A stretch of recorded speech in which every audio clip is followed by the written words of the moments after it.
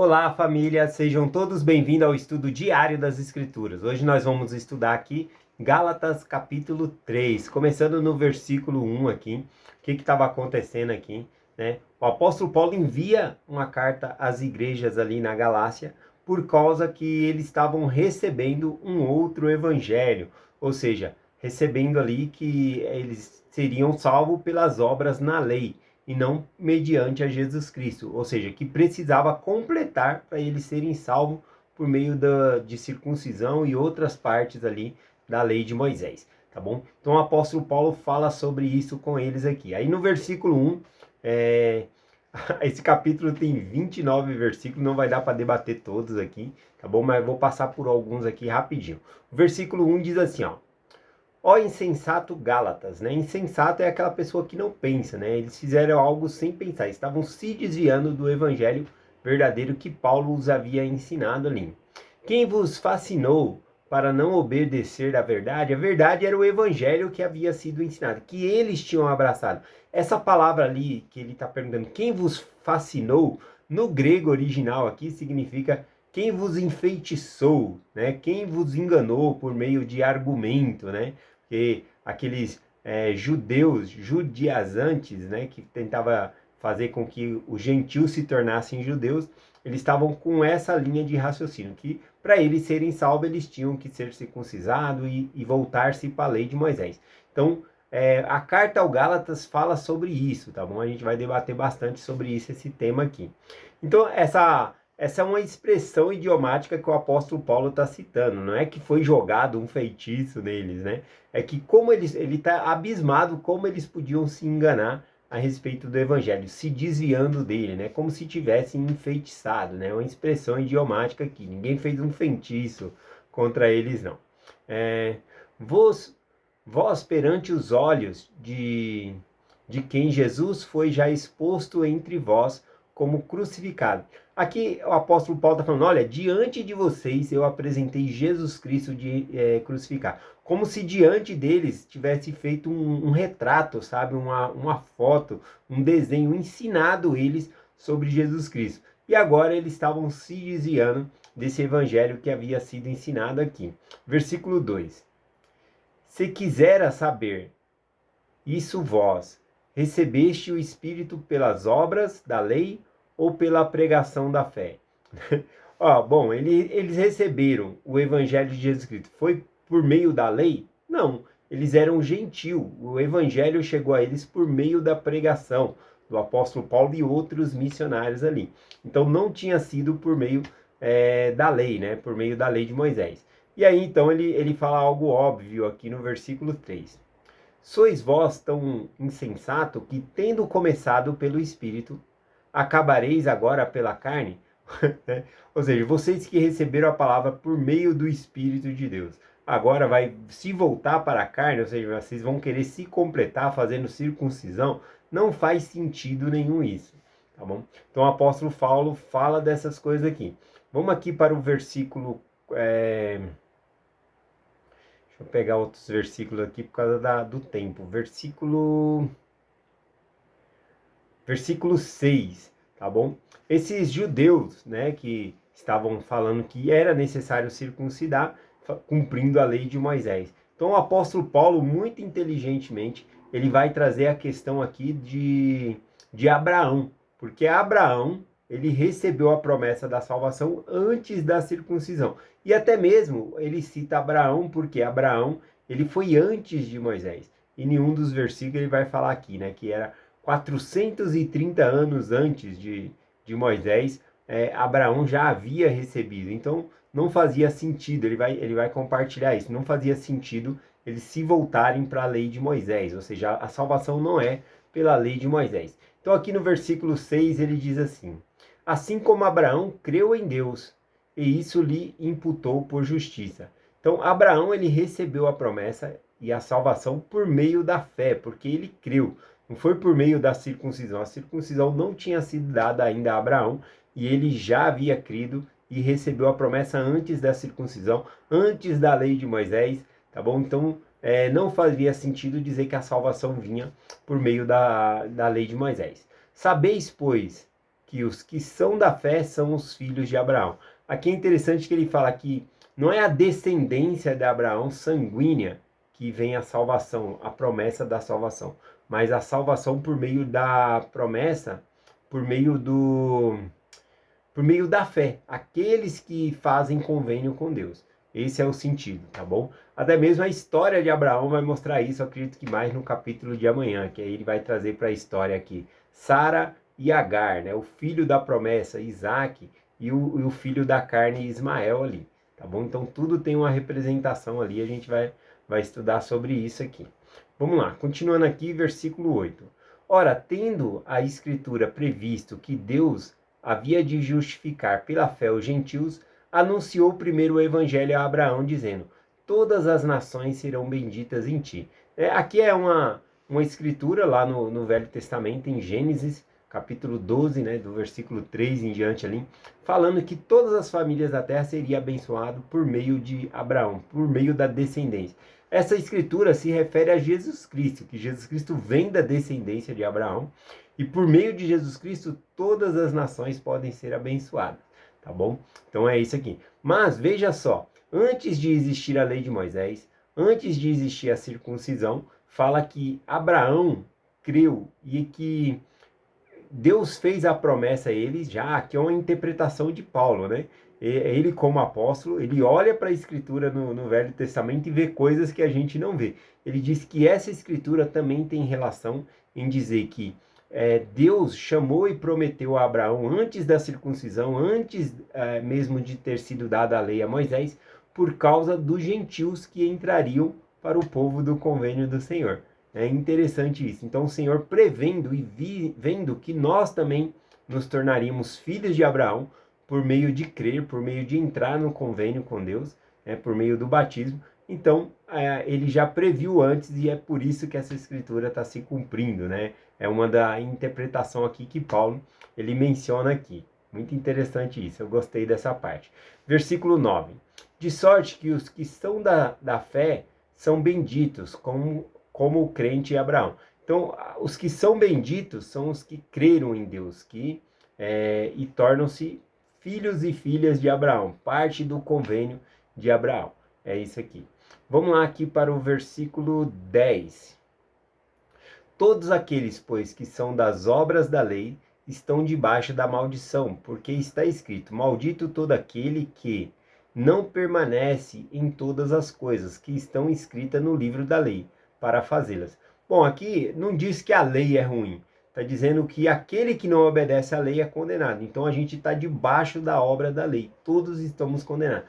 Por isso a necessidade de um Salvador, um mediador, Jesus Cristo, para pagar, os nossos erros, para que nós possamos ser salvos. Porque mediante a lei nós somos condenados, porque nós não guardamos a lei, tá bom?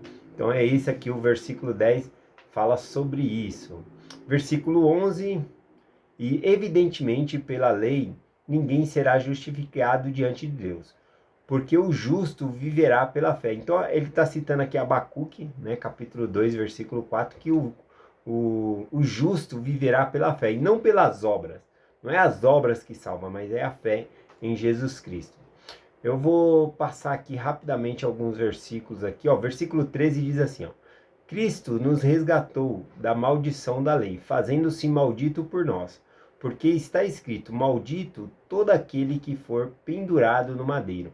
Aqui essa escritura diz que Jesus se fez maldição em nosso lugar. Isso significa que o castigo que era para ser imposto sobre mim, a condenação que ia vir sobre mim, Jesus Cristo foi crucificado no meu lugar. Ele se fez maldição no meu lugar, toda maldição por eu não guardar os mandamentos de Deus viria sobre mim. Mas Jesus Cristo pagou minha dívida, pagou a nossa dívida. Então ele se fez maldição em nosso lugar, morrendo por nós, tá bom? Então é esse o sentido aqui do versículo 13. Vamos aqui. Bom, eu vou pular aqui para o versículo 24. Esse versículo 15 é muito importante também. Deixa eu ler o 15 e o 16 aqui. Diz assim, Irmão, como homem falo, se uma aliança de um homem for confirmada, ninguém anula nem lhe acrescenta. aqui ele está falando, quando ele diz aqui, irmão, como o homem fala, ele está falando das regras da cultura da época, até mesmo na época da cultura de Abraão. Se uma pessoa fizesse aliança, um acordo, um pacto um com o outro, né? Fizesse uma aliança ali, aquele acordo tinha que ser mantido. Então não podia acrescentar algo àquele acordo e também não podia tirar algo daquele acordo, né? Depois que o acordo foi fechado, acabou, né? Não podia fazer acréscimo, né? Então ele está falando que isso era coisas de homens. Agora veja no sentido de coisas de Deus, né? O versículo 16 ele diz assim: ora, a Abraão e a sua posteridade foram feitas a promessa. Ele não diz a sua posteridade, falando de muitos, mas como uma só, a tua posteridade, a qual é Cristo. Então ele fala que a promessa para a salvação, né, que vem por meio de Abraão, não foi dado à posteridade toda de Abraão, mas por meio da promessa, como sendo um, que assim como ele vai explicar melhor no capítulo 4, né, amanhã, que tem Sara e tem a Agar, né, que é a egípcia lá, a serva. E aí tem dois filhos, e é o filho da promessa que vem. Qual é o filho da promessa hoje em dia? São os filhos de Cristo, aqueles que são batizados e se tornam membros da igreja de Cristo, que fazem convênio com o Senhor. Esses que são os verdadeiros, né, filhos de Abraão, né, os filhos do convênio do Senhor. Então são esses que são aqui.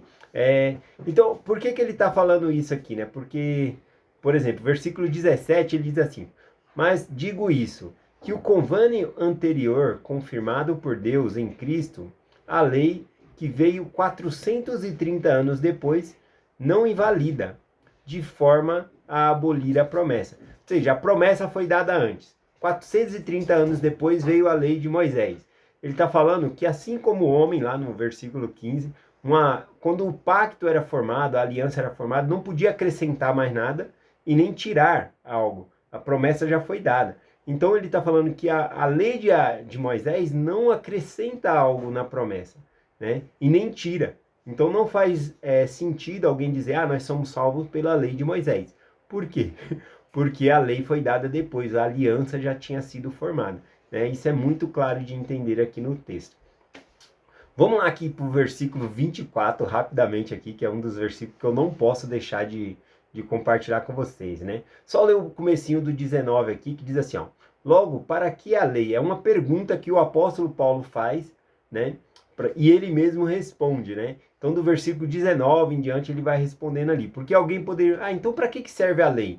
Né? Se a promessa já tinha sido dada a Abraão, se é por meio de Jesus Cristo, por que então que veio a lei, né? E aí ele vai explicando aqui, não vai dar tempo de eu explicar tudo, mas o versículo 24 explica uma grande parte aqui. Vamos lá para o versículo 24 com essa pergunta em mente, né?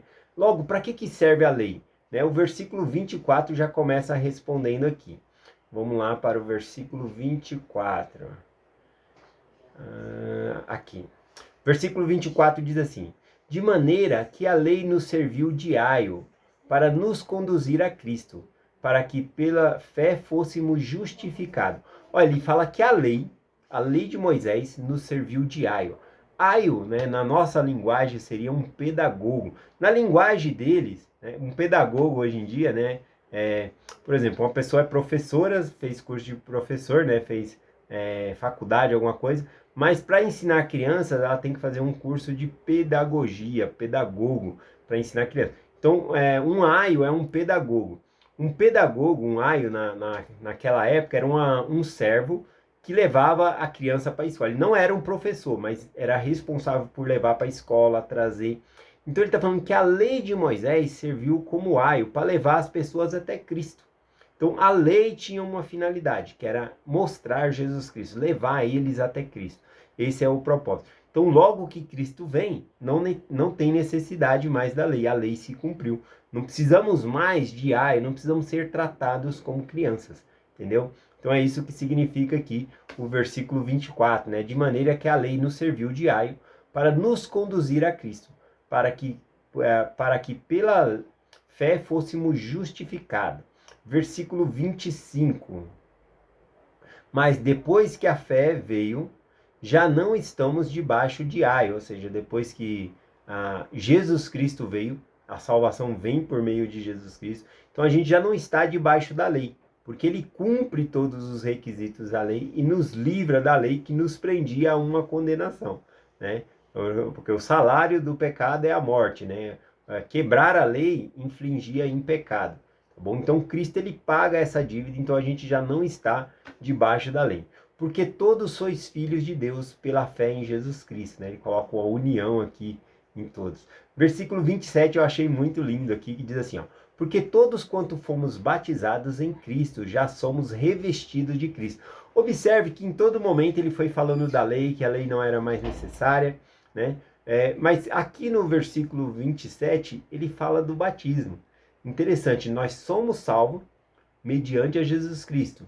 Mas aqui ele fala para nós nos tornarmos descendência de Abraão, filhos e filhas de Cristo, filhos e filhas de Deus, nós temos que ser batizados, ser revestidos de Cristo. Então, veja que ele não anula o batismo, ele, pelo contrário, ele enfatiza a entrada a demonstração de fé da pessoa, é a entrada na igreja por meio do batismo, ele enfatiza isso, né? Vou ler de novo aqui, embora ele tenha falado que não precisa da circuncisão, das coisas da lei de Moisés, né? Aqui ele enfatiza o batismo, né? Porque todos quanto fomos batizados em Cristo, já fomos revestidos de Cristo. Eu gostei demais daqui dessa parte. Versículo 28 para finalizar aqui. Vai até o 29, né? O versículo 28 diz assim: nisso não há judeu nem grego, não há servo nem livre, não há homem nem mulher, porque todos sois um em Cristo Jesus. Aqui ele fala de questão racial, de todas as etnias. Não existe, né? Porque tanto naquela cultura existia pessoas maiores e menores, ou até mesmo na nossa cultura, né? Pessoas que têm cargos importantes, pessoas que são operários, né? Mas em Cristo nós somos um. Não tem diferença em Cristo. Eu gosto muito do templo. Do templo, quando nós entramos no templo, todo mundo ali, nós se vestimos com a roupa branca dentro do templo, né? E aí o que acontece? Você não sabe lá se a pessoa é um operário, se a pessoa é um empresário, porque todos somos iguais. Então todos somos iguais em Cristo. É isso que significa aqui, tá bom? Que em Cristo nos une, tira todas as diferenças. E essa diferença vai sair muito mais no milênio, né? Quando nós viveremos num lugar de igualdade, tá bom? Então eu gosto aqui. E fala do batismo. O batismo nos une em Cristo. Então quem é batizado não pode ficar fazendo acepção de pessoas, tá bom? Devemos considerar toda a carne igualmente. Versículo 29, aqui o último versículo do capítulo, diz assim: se sois de Cristo, logo sois descendência de Abraão e herdeiros conforme a promessa. Olha só, se nós somos de Cristo, como que nós vamos ser de Cristo? Por meio do batismo. A gente é batizado, se torna membro, se reveste de Cristo, né? Então passa a pertencer ao povo do convênio do Senhor.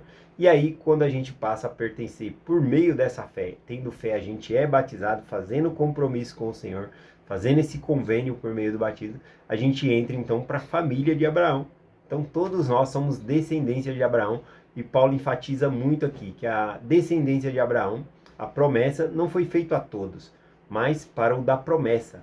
O da promessa são aqueles que têm fé e se batizam em nome de Jesus Cristo. Esses que herdarão as verdadeiras heranças de Deus, tá bom? É esse que significa aqui, conforme a promessa que foi dada a Abraão, tá bom? Gratidão, né, por vocês estarem acompanhando a mensagem aqui todos os dias. Hoje 29 versículos, não deu para percorrer todos, então peguei alguns aqui para que nós pudéssemos entender um pouquinho do que se refere aqui. O apóstolo Paulo vai continuar nos outros capítulos a dar ênfase, né, nessa parte aqui sobre o filho da promessa e o filho que não é da promessa, tá bom? Eu deixo essa mensagem com vocês em nome de Jesus Cristo. Amém. Até amanhã.